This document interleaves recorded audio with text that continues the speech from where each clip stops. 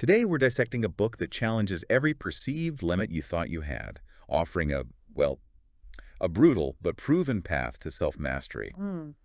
We're embarking on an intimate journey into the depths of human potential, guided by a narrative that demands we face uncomfortable truths. Indeed. And this isn't merely a recounting of events, is it? It's more like an X-ray of the human will, Exactly. meticulously laying bare where our true limits reside, not in circumstance, but definitively within ourselves. Right?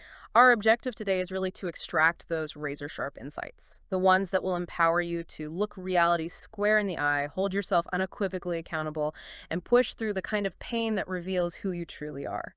The author's premise is bold, no doubt about it. Anybody can become a totally different person and achieve what so-called experts like him claim is impossible. But there's a catch. Always is. It comes with a non-negotiable price. It demands a lot of heart, will, and an armored mind. The armored mind. And that's what we're diving into. The very foundations of building that armored mind. We'll be pulling no punches, just like the source material itself does. So let's begin to truly unpack this journey. Okay, so our journey begins on what the author calls Paradise Road. Sounds nice, right? Deceptively so. Right. A seemingly idyllic, picture-perfect facade that, for him, concealed a brutal, almost unimaginable reality. And this wasn't some minor inconvenience. It was a home life far, far from the top of the food chain his neighbors probably imagined.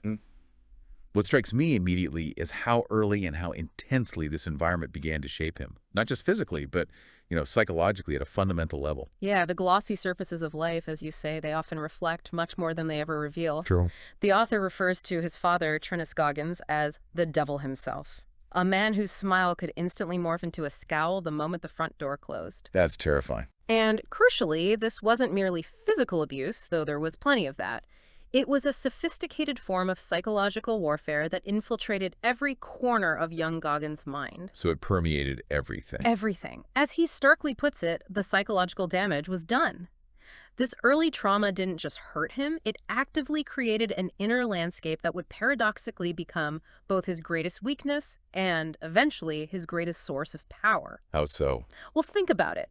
He was forced into a premature adulthood, working all-nighters at Skateland at the tender ages of 6 and 7. 6 and 7. 6 and 7. Cleaning, and this is graphic, but bloody tampons out of shit-filled toilets, a task no child should ever perform. Unimaginable. His father's constant surveillance, what he termed being triangulated by an all-seeing eye, fostered an environment of perpetual suffocating fear.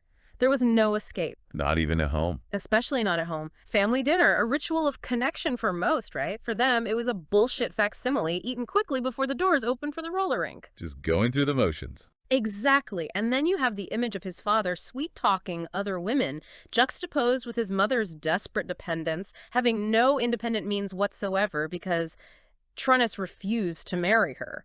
It painted this harrowing picture of her entrapment. But she could escape. And this vulnerability reached a breaking point when she pressed a panic button during an altercation, Right. only for the police to show up, chuckle with his father, and leave without even interviewing her. Oh my God, no recourse at all. None.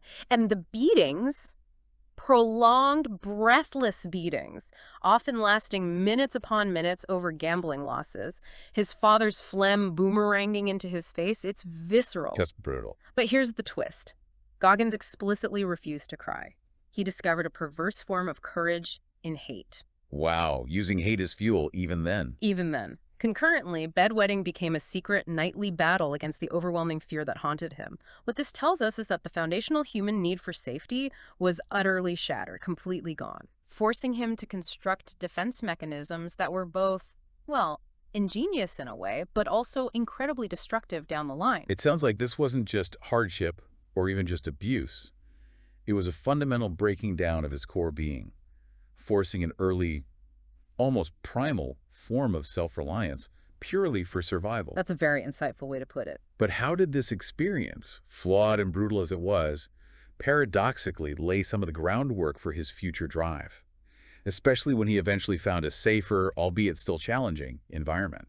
That's a profound observation, really. This forced self-reliance born of sheer trauma created this deep-seated inner strength, a refusal to be broken. But it became a double-edged sword, How so? Well, when his mother, and brother finally escaped to Brazil, Indiana for an 8-year-old Goggins, it genuinely felt like freedom from the devil himself. He actually describes it as entering a second phase of life. A new start, or so it seemed.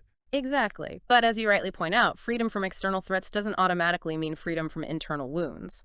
He realized pretty quickly that his demons weren't gone, they were dormant, just waiting.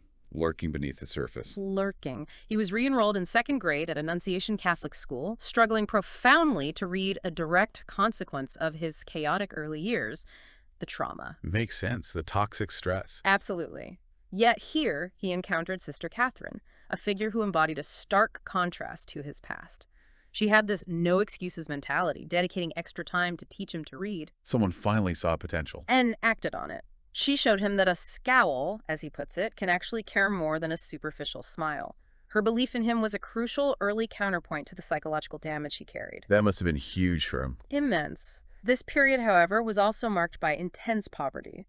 His mother received a meager $123 a month in welfare and food stamps. He recounts these harrowing moments of driving home on a near-empty gas tank to a bare refrigerator and a past-due electric bill. So the external threat was gone, but the struggle continued, just in a different form. Precisely. The absence of immediate, overt physical threat allowed his survival instincts to kind of recalibrate, maybe, but the scars remain, subtly influencing his path forward.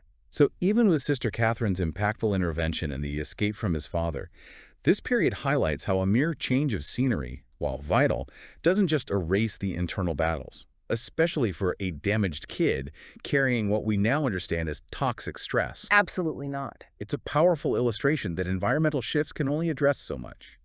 The inner work still waits, often unconsciously, to be confronted. Absolutely.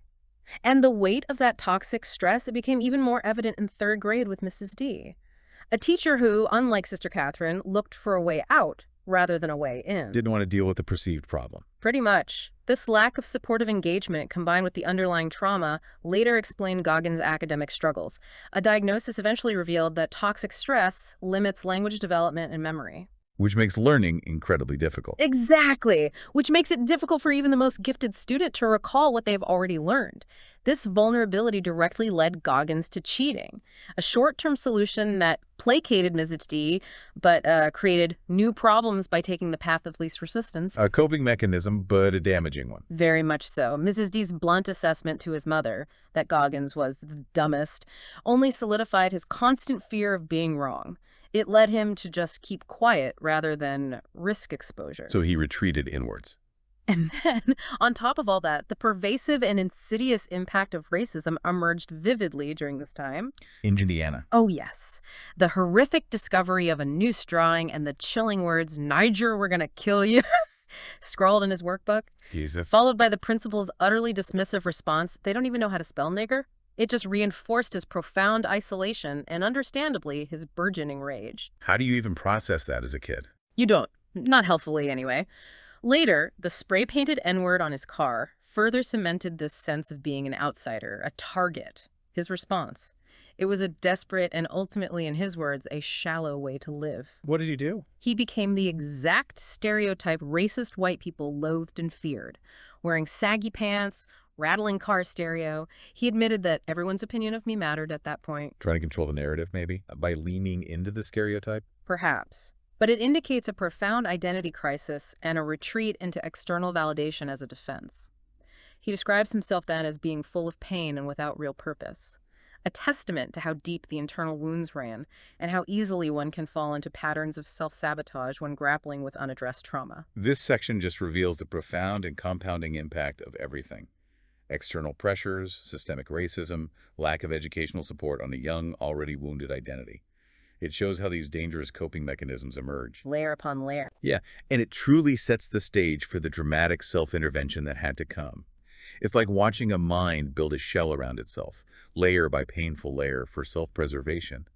But in doing so, it simultaneously traps its own potential, which makes the eventual breakthrough even more astonishing. Astonishing is right. But that breakthrough you speak of didn't come easily. Not at all. After enduring the tragic death of his stepfather figure, Wilmoth, and then witnessing a horrifying bus accident where he saw, well, graphic details, a child's flattened head. Oh, God. More trauma. Exactly. Goggins found himself beyond the pale. Nothing mattered. He recounts quitting pararescue training due to a perceived medical condition, sickle cell trait, which, it was later discovered, doctors had actually reversed on his record. So he quit based on outdated information. Or perhaps a convenient excuse his mind seized upon. It meant he had quit not due to an immutable obstacle, but from a belief, a fear that wasn't even true anymore. He buried his shame and unresolved trauma in food and powerlifting, ballooning to nearly 300 pounds. This was, in his own blunt words, a quitter who had let fear dictate my future. He doesn't mince words about himself. Never. He openly describes his fucked up life and the comfortable lie that he had every excuse in the world to be a loser. His staple breakfast alone was a monument to self-neglect. You mentioned this before. It's wild. 8 Pillsbury cinnamon rolls, a half-dozen scrambled eggs, a half-pound of bacon, 2 bowls of Fruity Pebbles. And that was after. After consuming a box of donuts and a chocolate shake, Yeah. he was literally suffocating under the weight of his own complacency and past. Just numb, maybe, trying to fill a void. Very likely. The catalyst for change, however, wasn't some grand plan. It was a chance viewing of a Navy SEALs Hell Week documentary. Really. A TV show. A TV show. He watched these men sweat and suffer, tear through muddy obstacle courses, ran on the soft sand holding logs overhead, and shivered in icy surf. And in that moment, something just clicked. Recognition. A powerful one. For the first time in way too long, he states, I was awake. The desire to join an elite unit, despite being morbidly obese, despite the multiple rejections he received from recruiters who literally laughed in my face. They laughed at him. Laughed in his face. But the desire became immediate and overwhelmingly powerful. He describes this urge not as some fleeting inspiration, but as a virus moving cell to cell, taking over. Wow. Like a biological imperative almost. It felt like that to him. It was a primal recognition that his current existence was a lie, and there was a deeper truth, a different potential, waiting to be unearthed.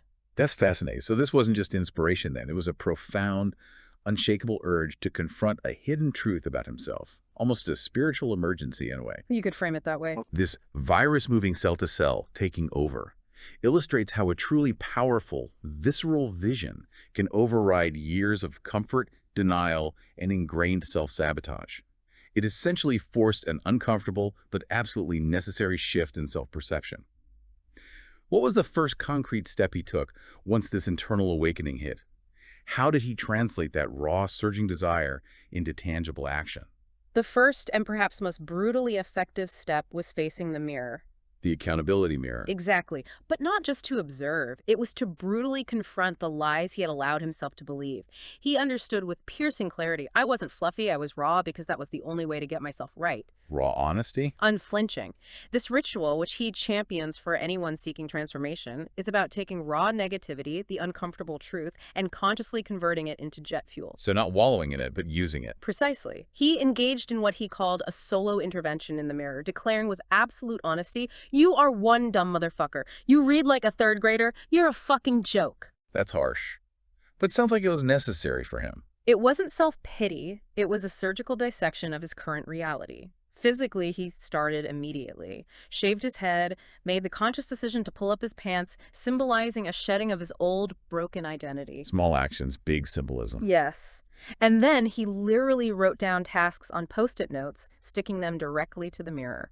Pull up your pants, shave your head every morning, cut the grass, wash all dishes. Basic discipline. Rebuilding from the ground up. Exactly. These weren't grand goals yet, but basic acts of discipline to regain control. He emphasizes the brutal honesty needed, stating, if you look in the mirror and you see a fat person, don't tell yourself that you need to lose a couple of pounds. Tell the truth. You're fucking fat. Wow. No filters. None.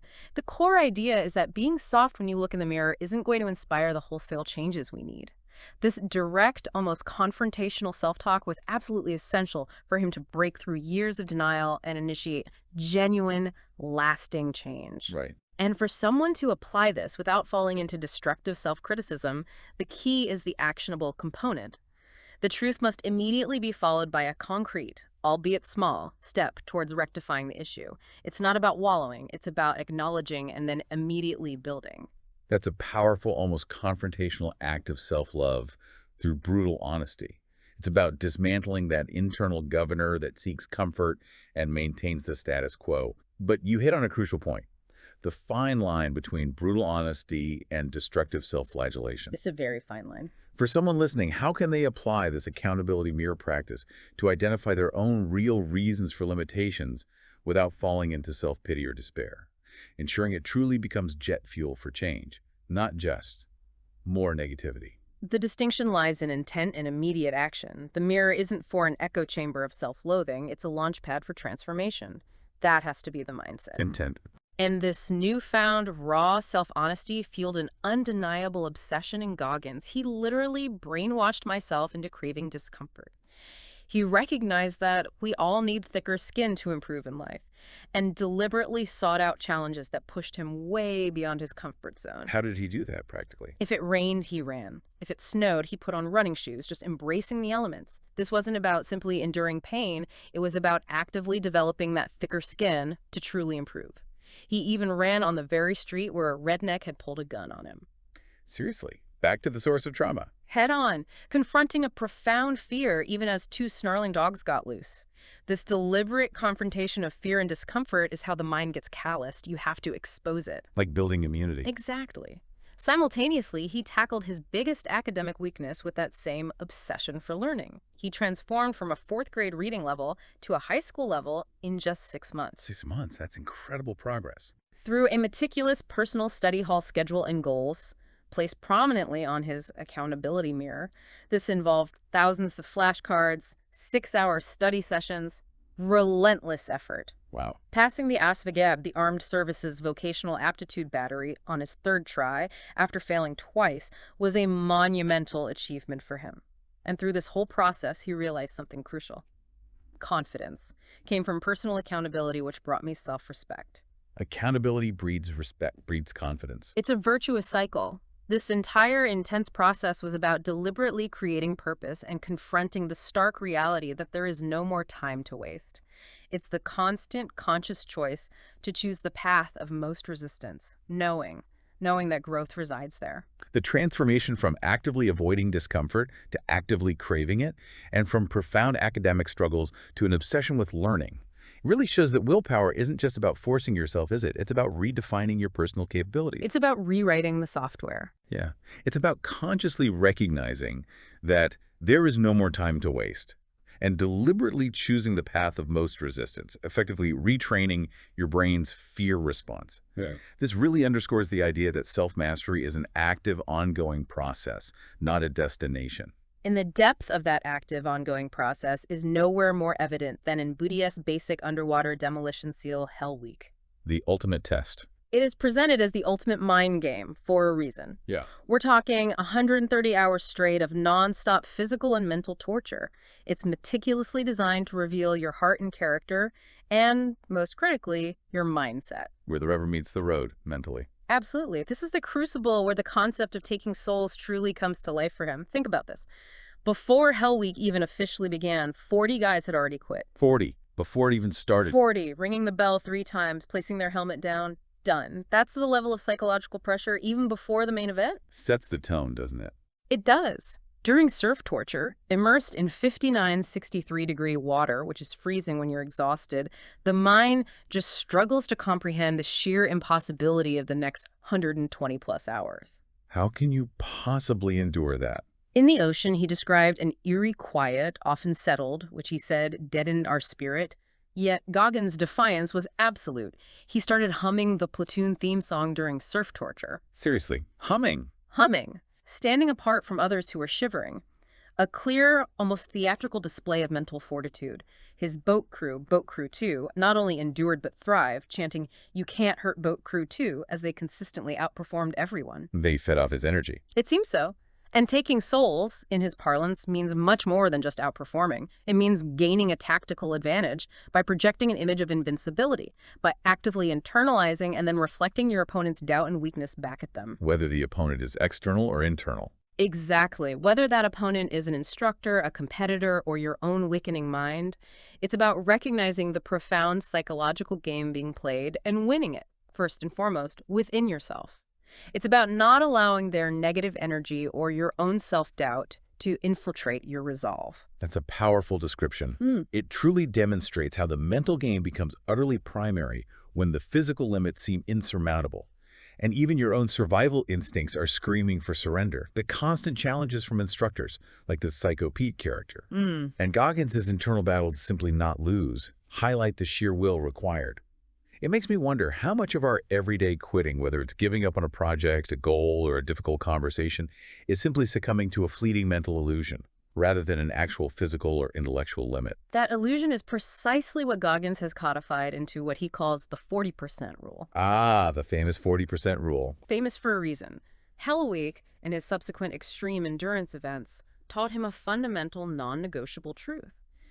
When your mind tells you you're dead and buried, or drained 99% from my tank, you're actually only at 40% of your true capability. Only 40%. That seems low. It feels low because the signal is so strong, but your mind isn't telling you the objective truth. It's your ingrained identity trying to find sanctuary, not help you grow. Protecting itself. Exactly. It's your mind's governor. A powerful protective mechanism driven by comfort, seeking to maintain the status quo, not reaching for greatness. This governor is deeply wired into our brains, designed to conserve energy and avoid pain. It's evolutionary. So it's fighting biology, in a way. In a very real way. It's why finding that extra 60% feels impossible, because the mind instinctively protects itself from perceived threats, even when those threats are merely intense discomfort or sustained effort. Overcoming this requires callousing your mind day after day. Like we discussed with the running. Precisely. Much like a boxer develops increased tolerance for pain over years of training, building new neural pathways through repeated exposure. This isn't a quick psychological trick. It's a long-term neurological adaptation to discomfort. You have to practice suffering. Schedule it in almost. He would say, absolutely schedule it in. The core realization is that staying in the fight is always the hardest and most rewarding first step. It means pushing past that initial comfortable lie your mind tells you and systematically expanding your tolerance for difficulty. The 40% rule feels like a profound software update for the human brain, fundamentally shifting how we perceive our own limits. For someone listening, how can they start to identify their own 40% wall and begin to push beyond it, even in non-physical challenges like a demanding project at work or a complex learning task, or just maintaining focus on a long-term goal? Yeah, it's not just about running 100 miles. Right. What are the initial signals of that governor kicking in, and what small steps can one take to challenge it in everyday life?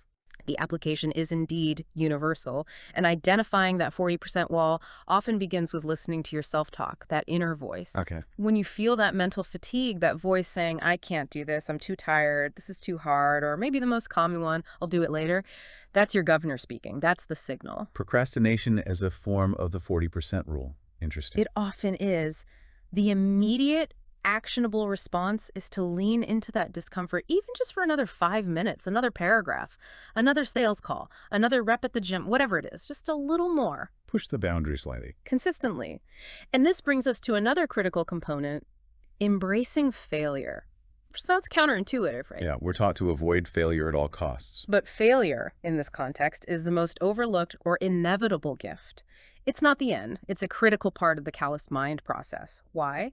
Because it provides invaluable clues about where to make adjustments. Data point. Exactly. Data points. Goggins' multiple attempts to break the world pull-up record illustrate this perfectly. His first attempt on the Today Show failed miserably. On national TV. Ouch. Big time. Ouch. Due to a confluence of factors he hadn't properly accounted for. A loose bar, too many bubbly looky-loos distracting him, poor nutrition leading up to it, and crucially, a lack of respect for the record itself. He admitted he was too focused on the money for his foundation, not the sheer difficulty of the task. So ego and lack of preparation. Essentially. His second attempt was even worse, physically resulted in rhabdomyolysis, a potentially fatal condition where muscles break down from extreme exertion, landed him in the hospital. That sounds like a definite reason to quit. For most people, yes. But instead of quitting, he performed a meticulous after-action review, or AAR, a military debriefing technique.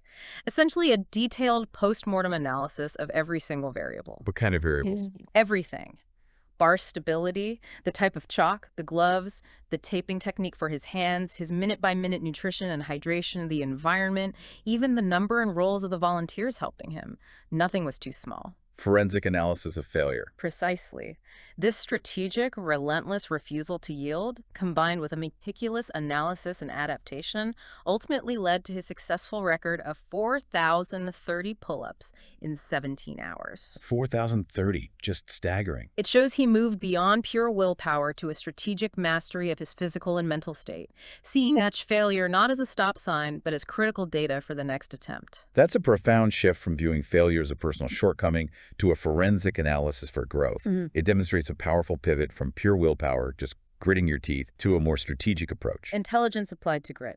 Right, proving that even seemingly insurmountable physical barriers can be broken down with meticulous analysis and a relentless refusal to quit.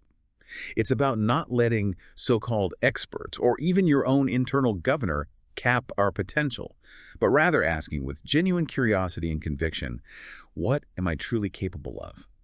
This moves us beyond mere grit to intelligent, sustained effort. And that intelligent, sustained effort is what defines the pursuit of becoming uncommon among uncommon. It's not just about one-off achievements. It's about consistency at an elite level. Exactly. Even after achieving these incredible feats, Goggins faced a profound reckoning. He realized his past demons, those deep memories of abuse and racism, were still anchored deep in my subconscious. They hadn't just vanished. Still affecting him even after all that success. Deeply. True self-mastery, an armored mind, he realized, requires confronting these insidious sources of fear and insecurity, not just pushing through external challenges. You have to go internal. Face the original wounds. Face them and integrate them. This is where the concept of what if comes in, but in a new way. A crushing blow came when he discovered, after years of extreme physical exertion, a hole in his heart, an atrial septal defect. A hole in his heart while doing all this. Yes. Essentially running on a tank perpetually half full, as he put it. 2 subsequent heart surgeries failed, leaving him non-deployable in the SEALs. A devastating blow that left him feeling completely zeroed out. I can't even imagine. After everything he'd overcome. Right. In that moment of profound vulnerability, his mother's words resonated. You will find a way to get through this. And he had a realization. His strength in enduring pain and abuse wasn't just about surviving. It came from accepting his past, from consciously using where it came from as fuel. Not running from it, but harnessing it. Exactly. What if then becomes more than a question about potential? It transforms into an exquisite fuck you to anyone who has ever doubted your greatness. It silences negativity, internal and external, reminding you that you don't really know what you're capable of until you put everything you've got on the line. Using the doubt as fuel, too. All of it. Even the tragic death of his brother's daughter, a moment of immense grief, ironically brought his estranged family together and reinforced the Buddha's wisdom that life is suffering. For him, this became yet another new, profound source of fuel for his continued drive. This isn't about ignoring the past, it's about integrating it, transmuting its energy into a force for growth. This is a crucial pivot in his journey, I think, and one that resonates deeply beyond just physical achievements.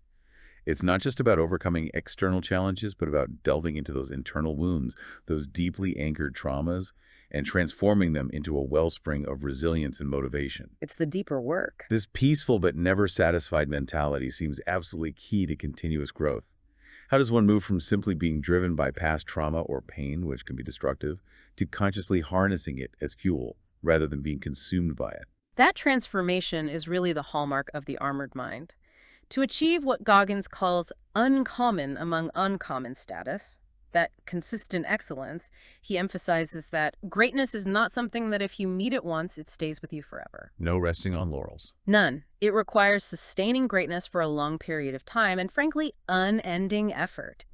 This translates into a meticulous scheduling and dedication that few can comprehend, let alone maintain. Give us an example. Well, he is, to date, the only military man ever to be part of Air Force TACOP, Tactical Air Control Party, 3 Navy SEAL Hell Weeks in 1 year, completing 2 of them, and graduate BUDS and Army Ranger School.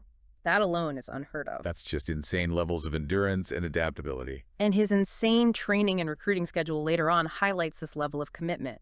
50-plus hours a week at work, 100-plus miles of running, 50 miles of biking daily, all while making sure he was home for dinner by 7 p.m. How is that even possible? This is the 24-hour mission mindset in action. Maximizing every single hour, ruthlessly killing empty habits, and burning out the bullshit that saps time and energy. He also advocates for implementing backstops in daily life. Backstops, what are those? Predetermined points where you pause, check your progress on tasks, and prevent things from bleeding over or derailing your meticulously planned schedule. It's about proactive time management at an extreme level. Containing the chaos. Exactly. And crucially, this demanding regimen necessitates an equally rigorous commitment to quality rest and recovery, because unending effort without proper recuperation is not only unsustainable but counterproductive. It's about calculated, intelligent, consistent output, not just burning yourself out. That level of meticulous scheduling and unwavering commitment is truly staggering. And for many people listening, it immediately triggers the "I don't have time" excuse, right? But number one excuse. But you've highlighted how it's not just about being busy. It's about purposeful action and an unwavering commitment to personal excellence across all facets of life. So for the listener who feels perpetually short on time, how can they begin to implement this 24-hour mission mindset and establish backstops to master their own time and leverage it more effectively? Even if they're not training for Hell Week, obviously. It starts with an audit. A brutally honest audit of your daily habits. Where is the time actually going? Where are you burning out the bullshit? What are those empty habits? Watching TV, scrolling social media, complaining. The honest mirror again. Always back to the mirror. Small, consistent changes are the entry point. And even after all his accomplishments, Goggins continually sought ways to improve, understanding that there is no finish line, there is always more to learn, and you will always have weaknesses to strengthen. Always evolving. Always. When injury or physical limitations inevitably arose, because they do for everyone, he didn't stop, he recalibrated. His eventual discovery of the profound, transformative impact of stretching is a testament to this philosophy. Stretching. That seems almost mundane compared to Hell Week. Right. But after 2 years of chronic pain, vision issues, and debilitating muscle knots, suspecting he was literally dying, he remembered a conversation with an expert years earlier about stretching seemingly inflexible muscles like steel cables. And he tried it. He didn't just try it, he committed at least 6 hours a day for weeks, then months and years of intense, focused stretching. 6 hours a day of stretching. That's the level of commitment. This meticulous physical transformation led to him running faster now than I ever have, comfortably maintaining a 7.15 per mile pace at age 33, compared to an 8.35 pace previously when he was supposedly in his prime. Faster after injuries and heart surgery through stretching. Through disciplined, focused stretching and recovery. This wasn't about more aggression, it was about precision, integration, and listening to his body in a new way. His passion still burns with the same intensity, he says, but now he has to access it consciously instead of his rage being constantly camped out on my home screen. That's a huge shift. It signifies an incredible evolution, from being purely driven by reactive anger and trauma to a more intentional, integrated, and strategic form of self-mastery. The work is truly never done, it simply evolves. The evolution from relying on pure rage as a primary driver to conscious, disciplined effort, and that constant search for marginal gains even after extraordinary achievements, that really is the mark of an ongoing journey towards self-mastery, isn't it? It truly is. It's a powerful reminder that there is no finish line, that the work is truly never finished, only refined and deepened. That feels like the ultimate takeaway from this transformative journey. Hashtag tag outro. What an incredible deep dive. Seriously. Into a life defined by shattering limits and continually redefining what's possible. From a childhood scarred by trauma to becoming an uncommon among uncommon individual. The author's story isn't just inspiring. It's a detailed blueprint for radical self-transformation, demanding an intimate look at our own inner workings. Absolutely. And the core takeaway from this deep dive is crystalline, really. Your mind, your internal governor, is the primary limiter. It will relentlessly seek comfort, and if it goes unchecked, it will convince you to settle for as little as a 40% of your true capability. Only 40%. But through radical, brutal accountability, by deliberately embracing discomfort, by consistently learning from every failure, seeing it as data, and by actively taking souls in your internal battles against self-doubt, you can systematically push past those perceived limits. It makes you question, doesn't it, where your 40% line is? Where are you settling in your own life? What internal backstops or honest self-assessments are you missing? The author ultimately found that the human body can withstand and accomplish a hell of a lot more than most of us think possible. And that it all begins and ends in the mind. That's the crux of it. It's a call to examine our own mental architecture, Hmm. And the path to an armored mind isn't about avoiding suffering or discomfort. It's Hmm. about consciously scheduling it in, mastering your response to it, and converting it into fuel. It's about cultivating a state of being peaceful but never satisfied, forever in relentless pursuit of your fullest, most authentic potential. So what does this all truly mean for you, the listener? Yeah. It means you have an undeniable choice. We Yeah. all do. You can continue to live within the comfortable yet confining boundaries of your perceived limitations. The path of least resistance. Or you can choose to embark on your own 24-hour mission, recognizing that the most important conversations you'll ever have are the ones you'll have with yourself in that mirror. Yeah. What if? Will you dare to ask yourself today?